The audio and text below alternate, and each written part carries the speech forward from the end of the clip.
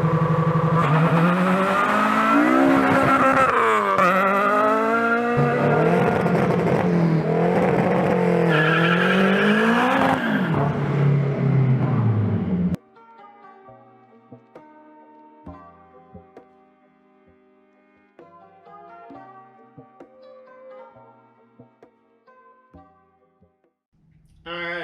what's up guys? Not much. Still working on the car, still driving it, enjoying it, loving it. But yeah, so new video. A lot of guys posted, they said, hey, like we're looking for like kind of like a review on this car versus, versus my RSX. And I really didn't feel too good about making a video at first because I didn't have a lot of time in this per se. I had a lot of time in my RSX, but I didn't have a lot of time in this. So it's been almost a year now of driving an EP. So I feel like I've got a good idea on the car right now. I've worked on it and done an extensive amount of work on it. And now I guess it's time to figure out which ones is better. The good thing is though, I really can't compare the two, let's say the same, because I have a turbo car versus an all motor car. So I can't really compare that and say, but I can compare the chassis. Like, let's just say you're looking for a car and which one's better. So that's kind of what this is gonna go over. I would say honestly though, these cars are identical. I mean, the motors are the same. If you get a 5-speed, you got the same transmission. I mean, literally part for part on this car is identical. The wheels fit, the dash fits, the engines fit. I mean, the only thing I would say is different between the RSX and this car is just literally the outside. That's it. The strut bars, same size. Literally everything is the same. The seats, any of the interior stuff, the front seat swap, the dash even swaps. A lot of people don't know that. You can put this dash even in the RSX. So the cars are honestly identical as far as part wise. So I wouldn't say one is harder to mod than the other one, because anything you can do to either or, it fits honestly. So as far as that, I'd really say the cars are about identical as far as that stuff. But the only things I would say though that are a little bit different is the EP engine bay is a little bit tighter. I did find that a little harder to work on, I would say, just due to the fact that the hood comes up, I guess a little bit so farther than the RSX, because the RSX you have at least a couple inches back here, but the EP kind of ends here.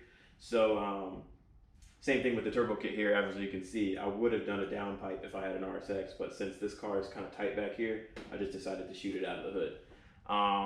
That's one of the things. The big things is the hood, the engine bay is a little bit smaller. Same engine mounts and everything though, so everything still fits the same. But another thing, well, even the 5-lug swap that I did is off of an RSX. The parts bolt up identically. Found a wrecked RSX, took off everything and bolted it right up. So once again, that stuff is the same. So I would say honestly, it really comes down to what you're going to use the car for, and what type of look you're going for. If you're looking for like that JDM look, I think I would rather pick an EP. Honestly, I think these have a more JDM look. It's got the shifter and the dash, like that is classic. And I know a lot of people say, well, what about the shifter and the dash? I don't know if I'm gonna like it. I kind of would, the shifter and the floor, isn't it weird to shift in the dash?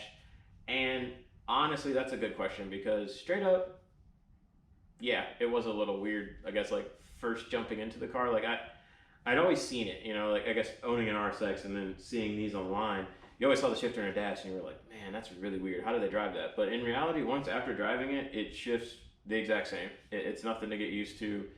You can get used to it in a day or two. It shifts just the same as the other one. So I would say the big difference is the shifter and the dash. That's one of the huge differences. Number 2, the engine bay.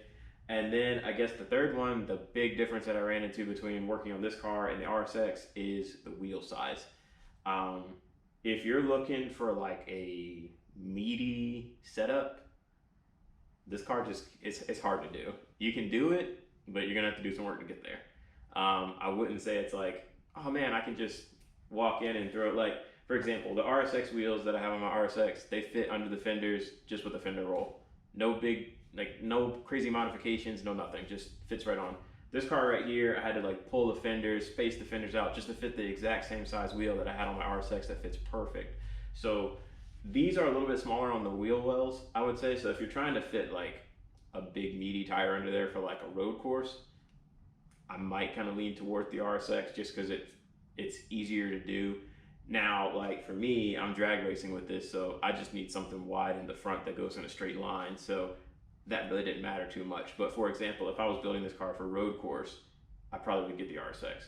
But, and two, the RSX has the cleaner look. That's another thing. I kind of like the RSX for that clean, simplistic look. But as far as like your JDM points, this has totally got it. But yeah, I mean, other than that though, even driving the cars, they handle both the same. They both fit the same coilovers.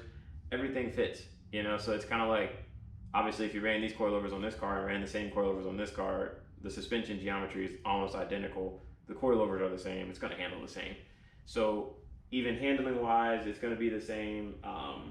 You know, braking wise, the Type S obviously has bigger brakes, but you know, you can just easily bolt these right on this car, and it's not even a big difference at that point once you do that. I don't know. Other than that, though, they're basically identical. If you can work on the RSX, you can work on this. They mod the same. It costs. The only thing I think the thing is, this costs a little bit cheaper to get in. So if you're looking for like maybe more of a budget-friendly car, I think you can get these cheaper than you can get RSXs. That might just be here where I'm at. It may be cheaper in your area, but I think you can get these at least about $1,000 or so cheaper, and $1,000 goes a long way in this car. So I mean, almost turbo this thing for $1,000. So you can basically have a turbo EP3 or a stock RSX at that point. So I don't know. I mean, I will say I really didn't want an EP when I first got it, but I can say after owning it for about a year, it's definitely changed my mind. It's a great car. I love it. I love the shifter and dash. I love the JDM look. You know, even the Type R cluster and everything. It's a good car. So other than that, though, guys, I really don't have much else to say on basically because the cars are identical. It just is. There's no difference. I mean, the motor mounts are the same engine parts fit. I mean, everything you can do to an RSX, you can do to this. That's really what it comes down to is if you're modding it. But then as far as buying it, just those couple things, you know, basically just the shifter and the dash. If you really don't like it, test drive it, see if you don't like it. But I like the shifter and the dash. It kind of gives it that, I don't know, it's a different feel. I like it. It's not bad. It's just as stiff as my RSX. It's not like it sucks or anything like that. Other than that, though, I mean, it's just the big thing, I would say, probably just the wheels. Because that kind of, I would say, hit me the most is trying to get a tire on here that hooks up with this power level was just because the fenders just couldn't hold the wheel.